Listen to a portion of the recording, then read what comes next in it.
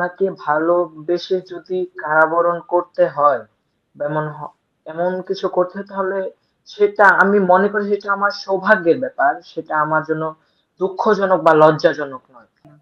কিন্তু নিজন মাত্র ছোট্ট নবম শ্রেণীতে পড়ে। বলা হয় জেনজিরা মুক্তিযুদ্ধের ইতিহাস জানে না, তারা ইতিহাসকে খেলো মনে করে। সেখানে নিজন এক ব্যতিক্রম। নিজন কি আসলেই ব্যতিক্রম, নাকি নিজনের ভেতরে এই বঙ্গবন্ধুকে ভালোবাসা এটি? আমি বলতে চাই, বঙ্গবন্ধুকে ছোট থেকেই আমি ভালোবাসি। ছোট থেকেই বঙ্গবন্ধুকে নিয়ে জানার আমার খুব আগ্রহ, ইচ্ছে। মানে এমন ব্যক্তিদেরকে নিয়ে জানার ইচ্ছে যারা সবসময় মানুষের পক্ষে বলে গেছেন, নিপীড়িত মানুষের পক্ষে বলেছেন, সবসময় সত্যের পথে থেকেছেন এবং নিজের দেশকে ভালোবেসেছেন। বঙ্গবন্ধু তেমনই একজন মানুষ, এবং বাঙালিদের মধ্যে তিনি শ্রেষ্ঠ বাঙালি। হাজার বছরের শ্রেষ্ঠ বলা হয় ওনাকে। উনাকে ভালোবেসে যদি কারাবরণ করতে হয় বা এমন কিছু করতে হয়, তাহলে সেটা আমি মনে করি সেটা আমার সৌভাগ্যের ব্যাপার। সেটা আমার জন্য দুঃখজনক বা লজ্জাজনক নয়। উনি আমাদের জন্য তার সারা জীবন উনি বিলিয়ে দিয়েছেন মানুষের জন্য, মানুষের পক্ষে। তবে আমরা কেন উনাকে ভালোবাসবো না, আর বঙ্গবন্ধুকে কেন ভালোবাসবো না? অনেকে আমাকে জিজ্ঞেস করে যে বঙ্গবন্ধুকে কেন ভালোবাসো, ভালোবাসার কারণটা কি? এখন আমার কথা আমি বঙ্গবন্ধুকে যদি আমি ভালোবাসি, বঙ্গবন্ধু সম্পর্কে জানি, তবে আমি জানবো দেশপ্রেম কাকে বলে। দেশের মানে এক- দেশকে ভালোবাসার জন্য কি কি প্রয়োজন সেটা বঙ্গবন্ধুর ভিতরে ছিল, এবং বঙ্গবন্ধুর কাছ বঙ্গবন্ধুকে ভালোবাসলে জানা যাবে যে আমি আমার দেশকে কতটা ভালোবাসি। পান্না, আমাকে যদি একটু বলতেন যে সেই ৭১ মঞ্চে সেদিন কি ঘটেছিল, যেদিনটি আপনাকে আটক করা হয়, কেন আপনাদেরকে আটক করা হয়েছিল? সেই অনুষ্ঠানটা নিয়ে বেশ কিছু প্রশ্ন তৈরি হয়েছে পরবর্তীতে। একটু যদি বলেন যে কি কি অপরাধ ছিল মুক্তিযুদ্ধ ৭১ মঞ্চের? সেটা আমি বলছি, কিন্তু আপনি বলছেন যে সেই প্রোগ্রাম নিয়ে অনেক ধরনের প্রশ্ন তৈরি হয়েছে। আমি কি একটু জানতে পারি যে কি ধরনের প্রশ্ন তৈরি হয়েছে? যেহেতু আমি তো দীর্ঘদিন কারাগারে ছিলাম, মানে কি ধরনের প্রশ্ন তৈরি হয়েছে? বলতে চেয়েছে এরা রাষ্ট্রের বিরুদ্ধে ষড়যন্ত্র করেছে। আপনি জানেন আপনার বিরুদ্ধে সন্ত্রাস দমন আইনে মামলা হয়েছে, তাই না? তো এই প্রশ্নগুলোর কথাই বলছি আর কি। আচ্ছা, সেটা হচ্ছে যে বললেন তারপরে সে প্রশ্ন। ডক্টর কামাল হোসেন ওই অনুষ্ঠানের আহ্বায়ক ছিলেন, তিনি আসেননি। তিনি কেন আসেননি? আচ্ছা, সন্ত্রাস দমন আইনে মামলা হয়েছে, এটা আপনি যে ৩ টা কথা বললেন এটা সঠিক। ডক্টর কামাল হোসেন স্যার আহ্বায়ক ছিলেন ওই অনুষ্ঠানে। অনুষ্ঠানে তো কোনো আহ্বায়ক থাকেন না। আপনি বলতে চাইছেন যে উদ্যোক্তাদের একজন। না, উদ্যোক্তা মঞ্চ ৭১, এবং মঞ্চ ৭১ এর মোটামুটি সহ-প্রতিষ্ঠাতা আমাদের জিরায় খান পান্না ভাই। তার আহ্বানে এই অনুষ্ঠানটি আয়োজন করা হয়। আর ১ম যে কথাটি বললেন যে প্রশ্ন উত্থাপিত হয়েছে যে রাষ্ট্রবিরোধী ষড়যন্ত্র, সরকার উৎখাতের ষড়যন্ত্র করা হচ্ছিল। এটা প্রশ্ন তৈরি করা হয়নি।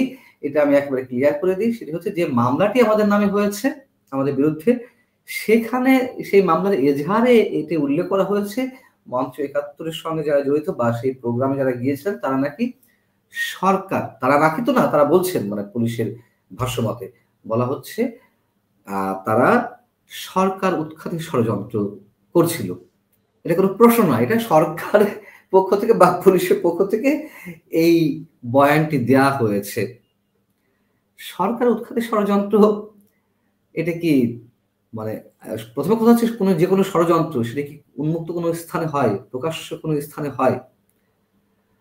ডিআরইউ, ঢাকা রিপোর্টার্স ইউনিটির প্রোগ্রাম, তাদের প্রতিষ্ঠান, সেখানে মিলনায়তনে, সাগরণী মিলনায়তনে এই অনুষ্ঠানটি আয়োজন করা হয়েছিল।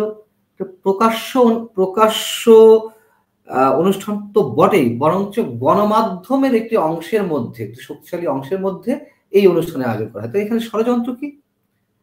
আপনি বুঝতে পারছেন কত সিলি একটা বিষয় এখানে ইনক্লুড করা হয়েছে? কি অদ্ভুত বিষয়! ষড়যন্ত্র করে রাত্রে অন্ধকারে গোপন কোনো স্থানে করতে হবে।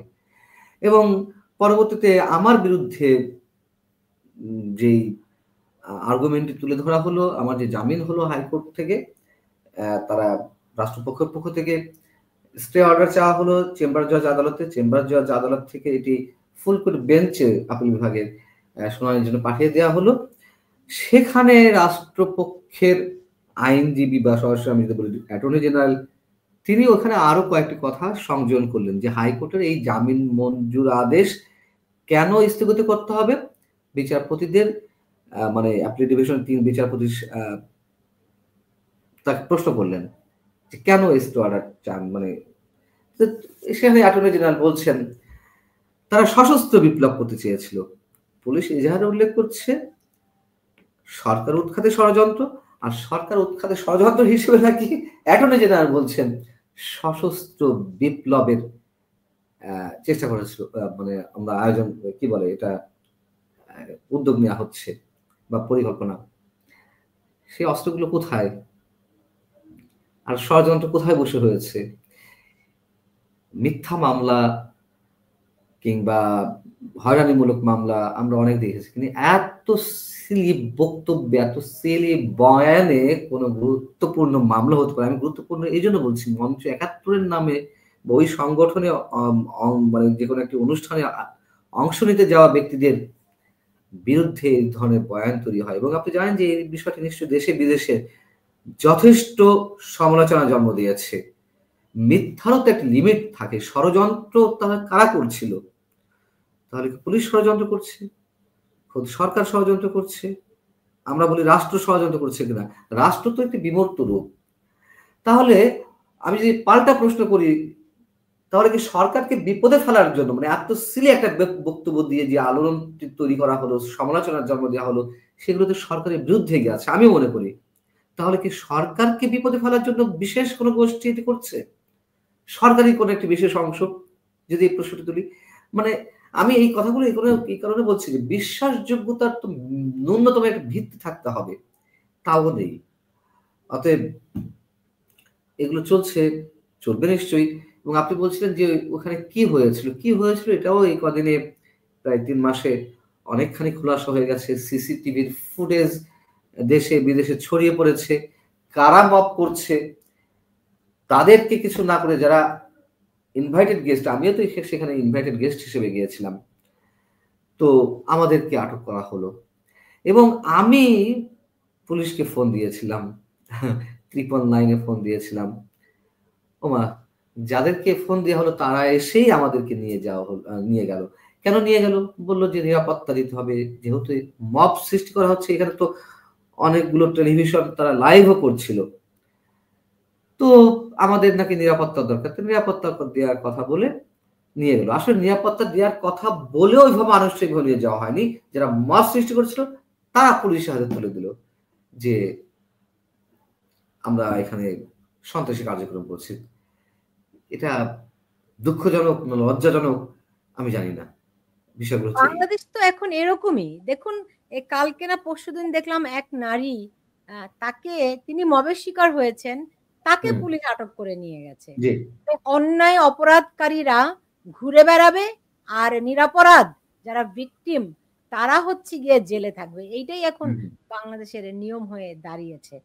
পান্না, আপনার কাছে আরেকটি বিষয় আমার জানার আছে যে আপনি কারাগারে কি দেখে এসেছেন, এটা আমি জানবো, কিন্তু তার আগে একটু এই যে আমাদের ছোট্ট ভাই নিজন নিজন যখন বঙ্গবন্ধুর ৩২ নম্বরের বাড়িতে যান, কেন গিয়েছিলেন লকডাউনের দিনে, তাও আবার কি কি বিষয়টি কি রকম ছিল নিজন?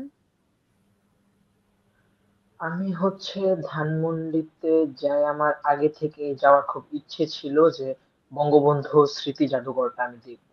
আগে থেকেই টিভিতে টেলিভিশনে দেখতাম, কিন্তু ৫ই আগস্টে সেখানে আগুন লাগানো হয়।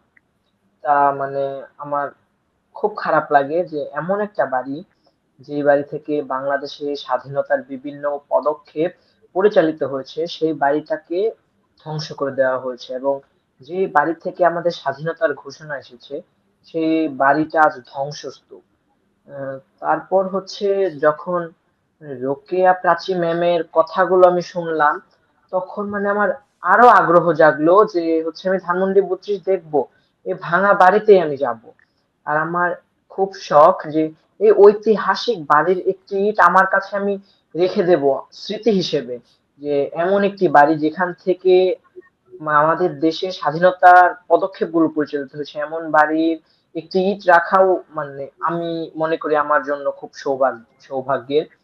তাই হচ্ছে ওইদিন লকডাউন ছিল, জনসমাগম কম ছিল, লোকজন ছিল না, তাই ওই দিনটি আমি বেছে নিয়েছি যে আমি ওই দিন ধানমন্ডি 32-এ যাব এবং সেখান থেকে আমি দুটো ইটের টুকরো সংগ্রহ করে বাসায় নিয়ে আসবো। জি। তারপরে তারপরে যখন আটক করা হলো, কি বলে আটক করেছিল? আমি হচ্ছে সেখানে বিজিবি ছিল, পুলিশ বাহিনী ছিল, তাদেরকে উপেক্ষা করে আমি সেখানে প্রবেশ করি। প্রবেশ করে দুটো ইটের টুকরো এবং মুক্তিযুদ্ধের কিছু পুরা প্রামাণ্য চিত্র আমি সংগ্রহ করি এবং সেখান থেকে নিয়ে আসার সময় আমি যখন বাসায় চলে আসব, আমি দেরি করতে চাইছিলাম না। যখন চলে আসবো তখন আমাকে ডাক দেওয়া হয়, টানাটানি করা হয় আমাকে নিয়ে। মানে সে টান দেয়, অনেকে টান দিচ্ছে ওর দিকে, অনেকে ওর দিকে টান দিচ্ছে, আমাকে চেক করবে। বলছে আমি কি স্টুডেন্ট কিনা, ড্রেস পরে এসেছি, আমি আমার কার্ড দেখিয়েছি যে আমি স্টুডেন্ট। হ্যাঁ, তারপর আমার ব্যাগ চেক করা হলো, চেক করে মুক্তিযুদ্ধের দুইটা বই পেল আর বঙ্গবন্ধুর অসমাপ্ত আত্মজীবনী পেল, কাগজগুলো আর ইটগুলো পেল। তখন হচ্ছে আমাকে বলা হলো যে এই বইগুলো তোমার সাথে কেন, এগুলো নিয়ে ঘুরছো কেন, মানে এইসব নিয়ে ঘোরা যাবে না, অনেক কিছু বলে তারপর গাড়িতে তুললো। তোলার পর থানায় নিয়ে যাওয়া হয় আমাকে। তারপরে তোমাকে বলা হয় যে মুচলেকা দিতে হয়েছে, কি মুচলেকা দিতে হয়েছিল? মুচলেকা দিতে হয়েছে আমাকে, যদি আবারও ধানমন্ডি 32 বা ধানমন্ডিতে দেখে তাহলে আমাকে আবারও গ্রেফতার করা হবে।